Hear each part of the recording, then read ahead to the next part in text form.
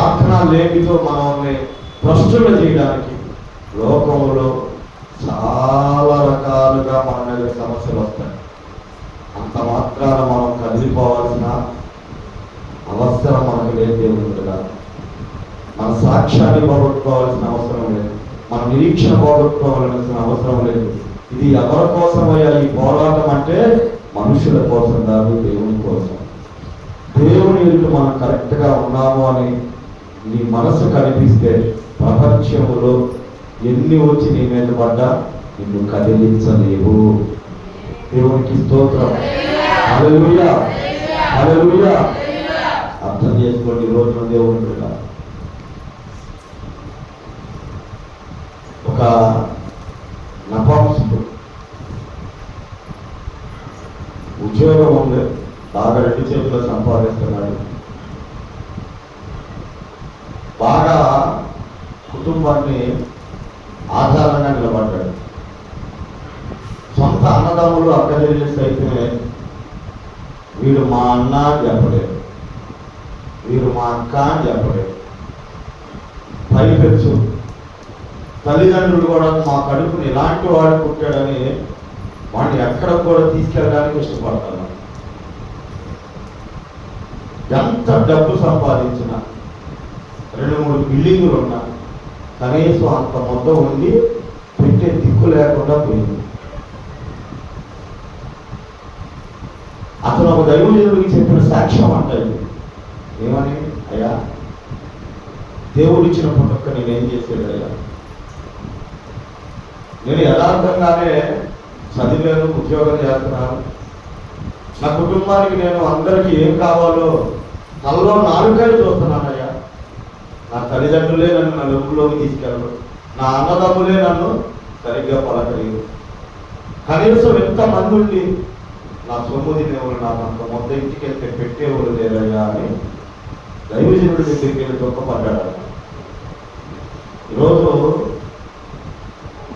ఒక్కసారి మనల్ని మనం పరిశీలించుకుంటే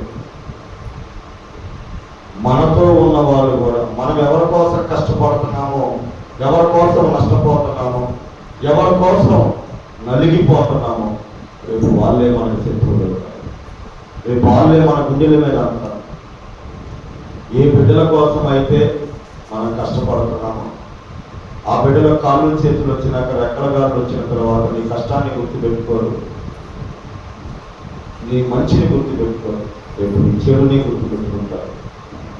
అవసరమైతే వాళ్ళు దిక్కు లేనటువంటి దానిగా, దిక్కు లేనటువంటి వాడిగా మనం వదిలేస్తారు. ఏ స్థితిలోనైనా, ఏ పరిస్థితుల్లోనైనా నీకు సహాయం చేయగలిగిన వాడు, నిన్ను ఆదరించగలిగిన వాడు, ఆదుకునేవాడు, నిన్ను నిలబెట్టేవాడు, నేను ప్రకటించే నగరయ్యేది యేసు. దేవునికి స్తోత్రం. హల్లెలూయా, హల్లెలూయా. కేకలేయాల్సిన పని లేదు. మనం కేకలు పెట్టి బొబ్బలు పెట్టి చెప్పుకొని జుట్లు పిక్కోవాల్సిన పని లేదు. అలా జరుగుతుంది ఇంట్లో అంటే మన వల్లే ఏలతున్న వాడు వేరే. ఎవరేమనుకుంటే నాకెందుకు, నేను నా ఇష్టం వచ్చినట్టుగా బ్రతుకుతా, నేను తింటా, నేను తాగుతా, నా ఇష్టం అని కాళ్ళ దగ్గర వేసిన వాళ్ళు, కళ్ళకి కాటుకులు పెట్టుకున్న వాళ్ళు మట్టిలో రాలిపోయి బలమేమైందో అందమేమైందో మంచానికి అతుక్కుపోయి ఉన్నారో లేదో కూడా తెలియక ఇంతకాలం ఇంత చేయకపోయిన వాళ్ళు ఉన్నారు. బలము అందము అక్కడికి రాదమ్మా, దేవుడే మనకు అక్కడికి వస్తాడు. నేను బ్రతికించాలన్నా, నిన్ను నడిపించాలన్నా, నీకు సహాయం చేయాలన్నా దేవుడే. ఆ బలం ఉన్నంతకాలం, ఆ అందం ఉన్నంతకాలం, లేకపోతే మన నలుగురు జనాలు ఉన్నంతకాలం మన ఆగడాలు మితిమీరిపోతే ఒకనాటికి మనం లెక్క చెప్పుకోవాలమ్మా దేవుడికి. ఈరోజు నేను ప్రభువు పేరని చెప్తున్న మాట ఏంటంటే, కేకలు వెయ్యి. నువ్వు వేయాల్సింది ఏ కేకలంటే, నీ ఎదుగునున్న ఎరుకో ప్రకారాలు పడగొట్టబడేటట్లుగా కేకలు వెయ్యి. నా దేవా, నా దేవా, నన్ను రక్షించయ్యా అని కేకలు వెయ్యి. నా దేవా, నా దేవా, నాకు సహాయం చేయయ్యా అని కేకలు వెయ్యి. నా తండ్రి, నువ్వు తప్ప నాకు దిక్కులేదని కేకలు వెయ్యి. అప్పుడు నా దేవుడి దగ్గరికి వస్తాను. అప్పుడు నా దేవుడు నీకు సహాయం చేస్తాడు, అప్పుడు నా దేవుడు నిన్ను నిలబెడతాడు. మొదట కొద్దిగా స్థితి కొద్దిగా ఉన్న తదుపరి మహాఫలాభివృద్ధి. దేవుడికి స్తోత్రం. హల్లెలూయా, హల్లెలూయా. ఆ మాటలు అర్థం చేసుకోండి. దేవుని బిడ్డ, జీవం కలిగిన దేవుడు మనకు రక్షకుడై ఉన్నాడు, మన తండ్రి అయి ఉన్నాడు. మన కుటుంబాల్లో నెమ్మది లేకుండా పోతుందంటే మనం వెళ్తున్నాం వాడు యేసయ్య కాదు. అది ఎందుకు అర్థం కావట్లేదు సంఘ బిడ్డలకు? నాకు అర్థం కావట్లేదు. ఎంతమంది జీవితాలు నా దగ్గరికి వచ్చాయా, అసలు ఇంట్లో సమాధానమే లేదయ్యా. భార్యాభర్తలు మాట్లాడుకొని ఎన్ని రోజులు, తండ్రి కొడుకులు మాట్లాడుకొని ఎన్ని రోజులు, మాట్లాడుకున్నా వాళ్ళ హృదయాల్లో మనస్ఫూర్తిగా మాట్లాడుకోరయ్యా. అత్తాగోడల మధ్య పద్దాకలు అక్కి పొల్లేస్తే బొగ్గమనిందయ్యా. ఏ సాక్ష్యాలు మన దగ్గర ఉంటాయి. దీనికి కారణం ఏంటయ్యా అంటే మన ఇంట్లో ఏసయ్య. మనం గడప బయటే ఆయన నిలబెట్టేసి దుర్మార్గం చేస్తున్నటువంటి వారికి చేయుతున్నాము, సహాయం చేస్తున్నాం. ఈరోజు నేను ఒక మాట మీకు చెప్తాను. దేవుని కనీసం కుటుంబంలో ఒకళ్ళైనా నీతి కలిగిన వాళ్ళు ప్రార్థనా పడుతుంటే ఆ కుటుంబం కొంతలో కొంత కట్టబడింది. అందరూ సహాయం చేసే వాళ్ళమే అయితే అందరం అదే కూట్లో అదే కొండలో తింటున్నాము. ఏం చేస్తే ఏమైనా నాకు ఎక్కడి నుంచి తెస్తే నాకేమైనా కడుపు నిందిగా తిన్నావా? ఆ కడుపు పగిలిపోయే రోజు ఒక రోజు వచ్చింది. ఈ లెక్క చెప్పాల్సిన రోజు ఒక రోజు వచ్చింది. అది నేనైనా నువ్వైనా అంటే ఖండించండి. ప్రార్థనా పరులైన వాళ్ళు యేసుక్రీస్తు ప్రభువుని తెలియపరచండి. 4 రోజులు అన్నం తినకపోతే ఏమైంది? చచ్చిపోతారా? పాపానికి కొమ్ముగాస్తున్నాం మనం, దుర్మార్గానికి కొమ్ముగాస్తున్నాం. దయచేసి నేను చెప్తున్నాను, నిన్న ఎల్లుడు నిన్న మా మోషానాయుడి జ్ఞాపకార్థ గుడికి అయితే సోమవారం మా అశోకనాయుడి జ్ఞాపకార్థ గుడిగా మరి ఎందుకు వచ్చిందో మా వదిలి వచ్చింది. దేనాను మా వదిన మార్కెట్కి వెళ్తున్నామని నాకు చెప్తే వాళ్ళు తీరా వచ్చిన తర్వాత నన్ను అడుగుతారు ఎందుకమ్మా ఎదురుగా. కానీ సాయంత్రానికి నాకు చెట్లు ఆడిపోతున్నా. ఏంది కరాలేదు చీకటి కానీ వచ్చి ఎందుకు ప్రార్థన. నేను నిన్న శుక్రవారం అనుకుంటున్నాను, గురువారం ఉన్న సంగతి మర్చిపోయా. చెట్లు ఆడిపోతున్నా. శుక్రవారం ప్రార్థన అయ్యి తోటికి ఇల్లుడం లేదు, తోటికి మందిరం ఉండడం లేదు. మనకు వాళ్ళ అవసరమా, వాళ్ళ ఎక్కువ, మనకి మందిరం ఎక్కువ, దేవుడి పని ఎక్కువ అని చెట్లు ఆడిపోతున్నా. దేనా కళ్ళ ముందు దేనా కనపడుతున్నా ఆడ కూర్చొని ఉంది. నేను ఇంకా అనుకున్నాను ఎవరో అనుకుంటున్నాను. రేపు రాగానే దేనా ఏదమ్మా అని అడిగే చేస్తున్నాను. ఎదురుగానే ఉండగా చూడండి. ఒక్క నిమిషం సాధారణంగా నన్ను ఎంత తొందర పెట్టేశాడో ప్రార్థనా విషయంలో. నేనేమనుకుంటున్నాను, శుక్రవారం అయింది, శుక్రవారం కదా ప్రార్థన టైం అయింది, పక్షులకు పోవడం ఏంటి, బజార్లకు పోవడం ఏంటి, వచ్చిన తొందరగా రావాలి కదా, పని చేసుకోవాలి కదా అన్నది నా ఆశ. ఒక్క నిమిషం కనుక నేను తొందరపడ్డట్టయితే చేపల బొమ్మలు మా ఇంట్లో కూడా ఉంటాయి. దేవునికి స్తోత్రం. హల్లెలూయా, హల్లెలూయా. జాగ్రత్తగా మీరు ఒక్కటే ఒకటి గుర్తుపెట్టుకోండి, మన యేసయ్య సమాధానానికి కర్త, అల్లరికి కర్త కాదు. మన ఇంట్లో అల్లరి జరుగుతుంది అంటే, మన జీవితం అల్లరి పాలవుతుంది అంటే, మన సాక్ష్యం పోతుంది అంటే, మన వీధుల్లో నుంచొని కేకలాడుతున్నాము అంటే మనం ఉన్నది సాధారణంగా నడిపింపులో ఉన్న సత్యం గుర్తుపెట్టుకోవాలి.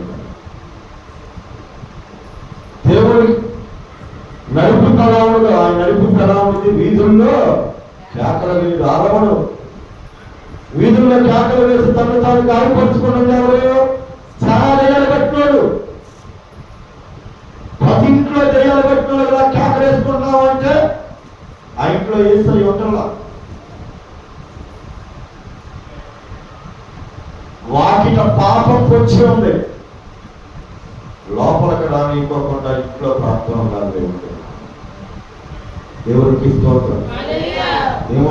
ఏం చేయాలి? ఇంట్లో వాక్యం దగ్గర కూర్చుందంట పాపము. ఆ పాపము అవకాశం ఇస్తే లోపలికి వచ్చేసింది. లోపలికి వచ్చిందా నీ ఇంటిని పతనం చేసేసి నీ ఇంట్లో సమాధానం లేకుండా చేసి అల్లరిపాలు చేసేసి ఎంతకాలం బ్రతుకుతామమ్మా? చీచి అని బ్రతికించుకోగలుగుతాం, బ్రతకగలుగుతారు ఎంతకాలం? ఒకరితో నాకెందుకని బ్రతకకుండా నీ క్రియలు నీ వెంట పోతాయి అని బైబిల్ చెప్తుంది. దానికోసమే కదా కొట్టగలిగి కూడా కొట్టకోకుండా, తిట్టగలిగి కూడా తిట్టకోకుండా, శత్రువును సైతం ప్రేమగా పలకరించి ప్రార్థన చేస్తున్న అనుభవంలోకి వచ్చేమంటే అది ఎవరి వలన అంటే యేసయ్య వలనే. ఎందుకంటే ఈ లోకం మనకి శాశ్వతమైనది కాదు. శాశ్వతమైనది పరలోకము, శాశ్వతమైన రాజ్యము వేరు. ఆ రాజ్యం కోసమే మనం ఇవన్నీ చదువుకుంటాం. ఎవరికి డబ్బు అంటే ఇష్టం ఉండదమ్మా చెప్పండి? ఎవరికి డబ్బు అంటే ఇష్టం ఉండదు? ఈ రోజున అందరూ పరుగులు తెస్తున్నారు డబ్బుల కోసం. సహాయం చేసేవాడు కదా, అయ్యా ఇదిగో ఇప్పుడు తీసుకోవాలి కూడా అంటున్నా. కానీ మనం ఈరోజు ఉద్దరు చెప్పేసి ఎందుకు దూరం పెడుతున్నాం? లంచాన్ని ఎందుకు అసహించుకుంటున్నాం? సాక్ష్యం పోగొట్టుకుంటాం, యేసయ్య దగ్గర వచ్చి ఆశీర్వాదం పోగొట్టుకుంటాం, కాపుదల పోగొట్టుకుంటాం. అలాంటి మనుషులు వేరే. వాళ్ళకి ధనాపేక్ష, సమస్తమైన కీడుకు అదే మూలమన్న సత్యం వాళ్ళకి తెలియదు. ఒకరోజు అది మంటితో కప్పబడిందంట వాళ్ళు. ఏ ఇంట్లో కూడా డబ్బు మూలమే తగ్గదు. కావాలంటే చూసుకోండి.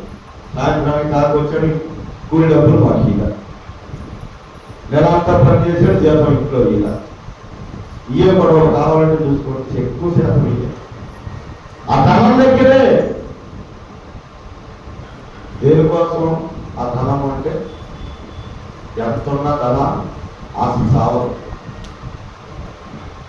ఈరోజు మన కుటుంబాలు సమాధానంగా ఉండాలి, నెమ్మదిగా ఉండాలి, శాంతితో ఉండాలి. భార్యాభర్తల మధ్య సమాధానం, తండ్రి బిడ్డల మధ్య సమాధానం, అత్తాకోడల మధ్య సమాధానం ఈరోజు మనకు దేవుడు అనుగ్రహించునుగాక. నా దేవుని వాక్యం మన హృదయాలలో లోతుగా నాటబడునుగాక. ఈ కేకలేసుకునే వాళ్ళు, ఈ సగం ఈ అర్ధభక్తులు ఉన్నారే వాళ్ళు అరుచుకునే తగాదు ఇంట్లో సమాధానం ఉండదు. వాళ్ళు ఎన్ని పాపాలు నుంచి వచ్చిన కొంతమంది అయితే దేవుని లెక్కలో లేని వాళ్ళు వాళ్ళకి ఇష్టమే. ప్రభువుల లెక్కలో ఉన్న వాళ్ళు, అర్ధభక్తిలో ఉన్న వాళ్ళు ఉన్నారు. పరిపూర్ణంగా భక్తిలో ఉన్నవాడు పాపాన్ని ఎంకరేజ్ చేయడు. అర్ధభక్తిలో ఉన్నవాడు ఖచ్చితంగా వాళ్ళతో ఏకీభవిస్తారు. ఎందుకు ఏకీభవిస్తారంటే వారిలో వాక్యం అనే విత్తనం లోతుగా నాటబడలేదట. చూడండి, ఆ మాట కూడా నేను మీకు చూపిస్తాను.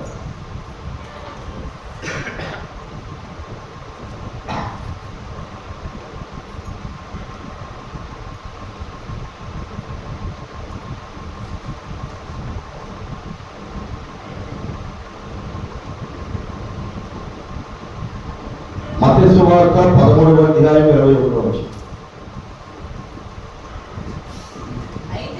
అయితే అతనిలో వేరు లేనందున అతడు కొంతకాలం నిలుచును గాని వాక్యము నిమిత్తము శ్రమైనను హింసైనను కలుగగానే అభ్యంతరపడును. దేవునికి స్తోత్రం.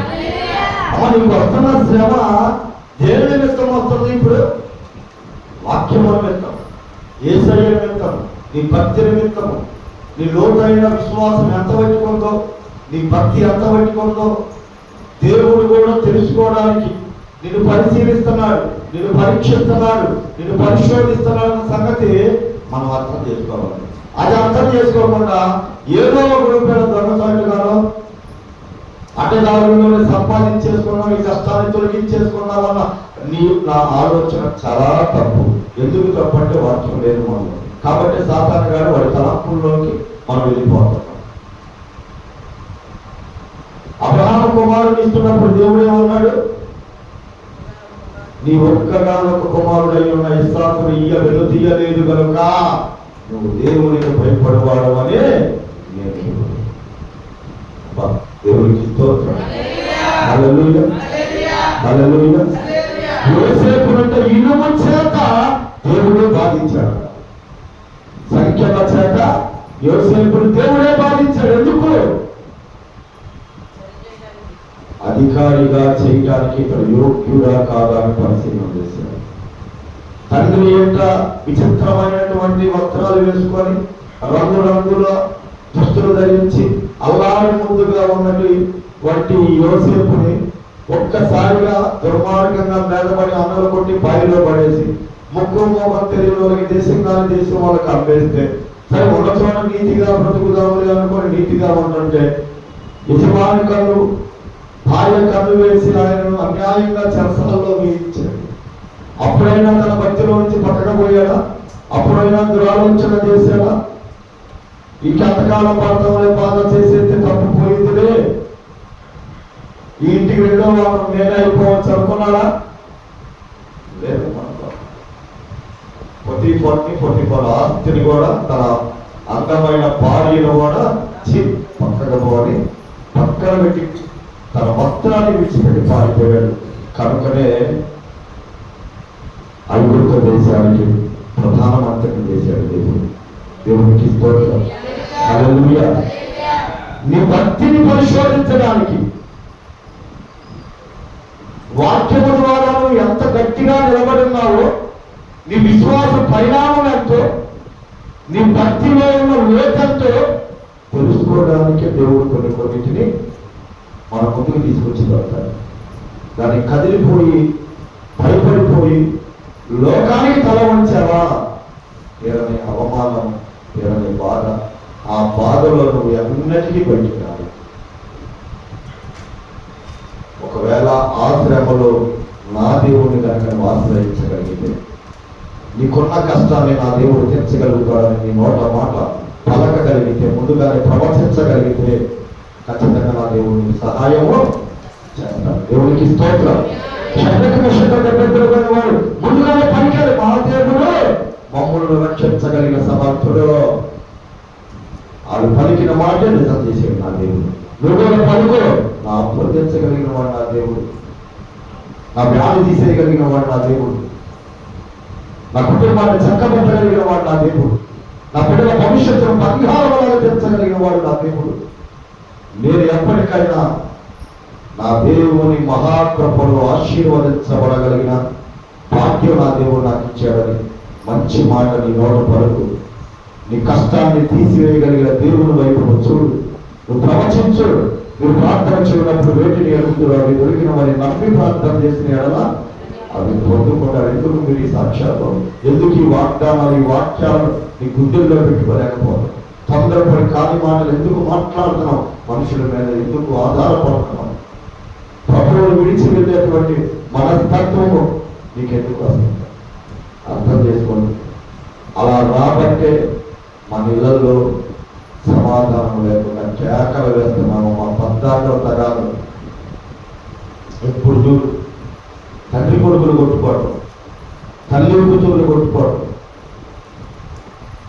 అత్తాకోరంలో తిట్టుకోవడం, ఎప్పుడు గొడవలు, ఎప్పుడు కేకలు, ఎప్పుడు తిట్లే. అలా జరుగుతుంది అంటే ఎక్కడో సాతాను గాడికి మనం అవకాశం ఇచ్చాం, వాడు వచ్చి మన ఇంట్లో చేస్తున్నాడు. చేయండి ప్రార్థన. ఖచ్చితంగా నీ ఇంట్లో ప్రార్థన ఉంటే పాపం నీ ఇంట్లో ప్రవేశించదు. ఎందుకంటే పాపం నీ ఇంట పొచ్చి ఉందంట. దాన్ని ఆపగలిగింది ఒక నేను ప్రకటించే నీ కొరకు నా కొరకు ప్రాణం పెట్టిన యేసయ్య మాత్రమే. దేవునికి స్తోత్రం. హల్లెలూయా. అర్థం చేసుకోండి ఈరోజు దేవుని వాక్యాన్ని. నువ్వు దేవుని గురించి భయపడాల్సిన అవసరం లేదు, దేవుని గురించి కలవరపడాల్సిన అవసరం లేదు. ఎంత కష్టం వచ్చినా నీ నీతి నువ్వు తప్పాల్సిన అవసరం లేదు. ఎంత శ్రమ వచ్చినా, ఎంత వ్యాధి వచ్చినా, పాపములో పడిపోయి పాపములో నశించుకోవాల్సిన అవసరం నీకు లేదు. నిన్ను నా దేవుడు నీతిగానే నిలబెట్టగలుగుతాడు, భక్తిలోనే నిలబెట్టగలుగుతాడు, యథార్థంగానే నడిపించగలుగుతాడు, సమయోచితమైన సహాయం మనకు అందించగలుగుతాడు మన దేవుడు. అలాగే నువ్వు నిరీక్షణ కలిగి ఉండు. నా దేవుడు ఈరోజు మనందరికీ సహాయం చేయబోతున్నాడు. మనందరి బాధలను తీసివేయబోతున్నాడు. మనందరి అవసరతను తీర్చబోతున్నాడు. మన దేవుడు మన నోట నవ్వు కలుగు చేయబోతున్నాడు. మన దేవుడు మన ఇళ్లలో సమాధానం కలుగు చేయబోతున్నాడు. అలాగే నా దేవుడు సహాయం చేయడం కాక, దేవుడు ఈ మాటలను దీవించడం కాక. వదనాలక్కర్వాలో మన ప్రార్థన చేద్దాం. కాసేపు ప్రార్థన ఇప్పుడే చెప్పింది, కుటుంబాలకు సమాధానం రావాలంటే ప్రార్థన కావాలని. రేపు నుంచి 8 గంటలకు ప్రార్థన పెట్టి 9 గంటలకు వాళ్ళే 7ంటికి వస్తున్నా, నువ్వే 8ంటికి వస్తున్నావు. చెప్పు ఇక వాడంటే కూర్చున్న వాళ్ళ కాళ్ళు నొప్పులు కొట్టు.